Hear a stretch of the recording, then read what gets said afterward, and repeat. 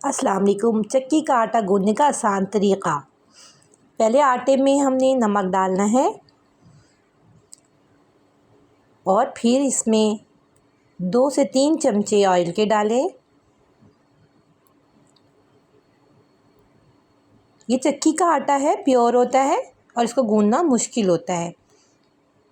अब इसको हम नमक को ऑयल के अंदर मिक्स करेंगे। मिक्सिंग करना बहुत ज़रूरी होता है और पानी एक साथ नहीं डालना, पानी आहिस्ता आहिस्ता थोड़ा थोड़ा करके डालना है, जिससे आटा सॉफ्ट गूंदेगा।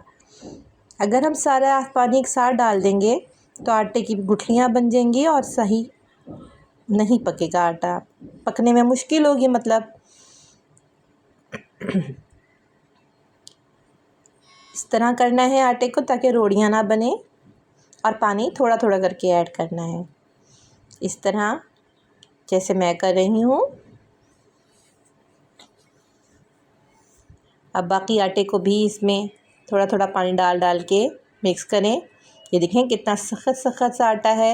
गंदम का ताज़ा आटा जो होता है इसको गूंदना मुश्किल काम होता है, लेकिन जब ये गूंद जाता है ये बहुत ही मज़ेदार रोटियां इसकी बनती हैं, सॉफ्ट और फूली हुई।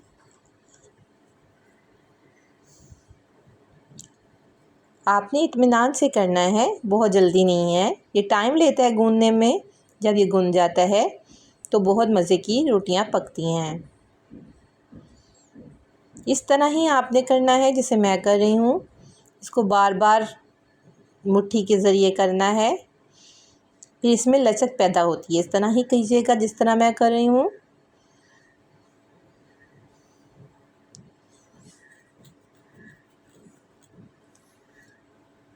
अब इसको थोड़ी देर हम 15 से 20 मिनट छोड़ देंगे इसकी ऐसी पोजीशन पे, ताकि इसको ठहराना ज़रूरी होता है ताकि ये थोड़ा फूल जाए। फिर इसके बाद जब हम मुक्की लगाना शुरू करेंगे तो ये नरम होना शुरू हो जाएगा।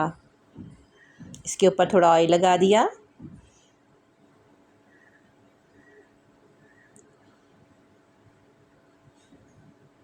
इसको गूंदना, चक्की के आटे को गूंदना बनिस्बत बाज़ार के आटे से थोड़ा सा मुश्किल होता है।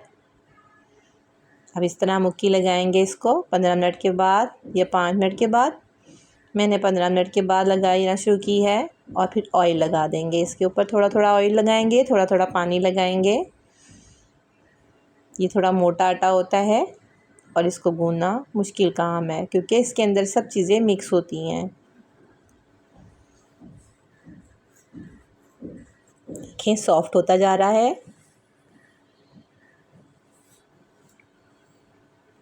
पानी लगाएं हाथों पे और फिर इसको करें। दोस्तों, ये मेरा नया चैनल है और ये मेरी पहली वीडियो है, तो आप लोग इस तरह करके इसको छोड़ें। आपने मेरी चैनल को सब्सक्राइब कीजिए। आपकी मोहब्बतों का मुझे बहुत ज़रूरत है। आपकी मोहब्बतों का इज़हार आप तो जानते हैं कैसे कीजिएगा। तो इसको इस तरह गूंथा जाता है। अब देखें थोड़ा लचक आ गया है आटे में।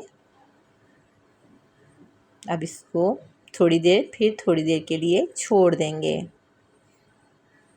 इसको छोड़ना, रेस्ट दे दे के आटा गूंदना थोड़ी देर तो लगती है, लेकिन आटा बहुत नरम हो जाता है।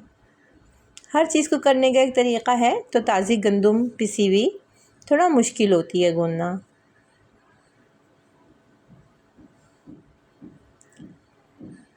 नहीं फ्रेंड्स, अब हमने दोबारा से 5 मिनट के बाद इसको गूंदना शुरू किया है, और देखें इसमें चमक भी आ रही है आटे में और लचक भी आ गई है काफ़ी ज़्यादा।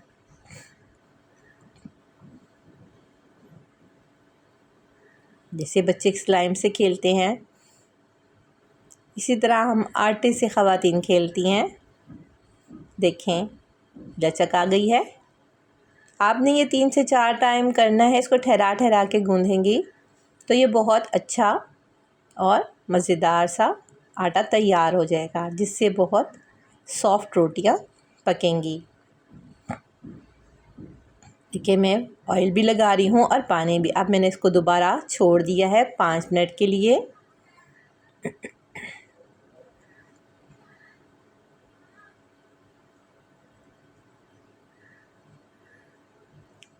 अब तो दोस्तों इसको दोबारा मुक्की लगाते हैं और देखें इस वक्त इसका स्ट्रक्चर कितना सॉफ्ट और लचकीला है। ये देखें। तो दोस्तों मेरी नई आने वाली वीडियोस के लिए आप लोग मुझे सब्सक्राइब कीजिए, लाइक कीजिए और शेयर कीजिए। ये देखें ऐसे ऐसे और फिर ऐसे। अब ये एक डो की तरह बन चला जा रहा है। इसको फिर अगर आप इसी तरह और लचकीला आटा चाहिए, आपको ठहरा ठहरा के गूंदना है, तो ये बहुत नरम और फूली फूली रोटियां बनाने का आसान तरीका यही होता है कि आटा हमारा बहुत अच्छा गूंधा हो। हमारा आटा जितना अच्छा नरम और लचकीला होता है उतनी ही प्यारी रोटियां और ख़ूबसूरत पकती हैं। आज के लिए इतना। फिर नई वीडियो में हम मिलेंगे। अल्लाह हाफिज़।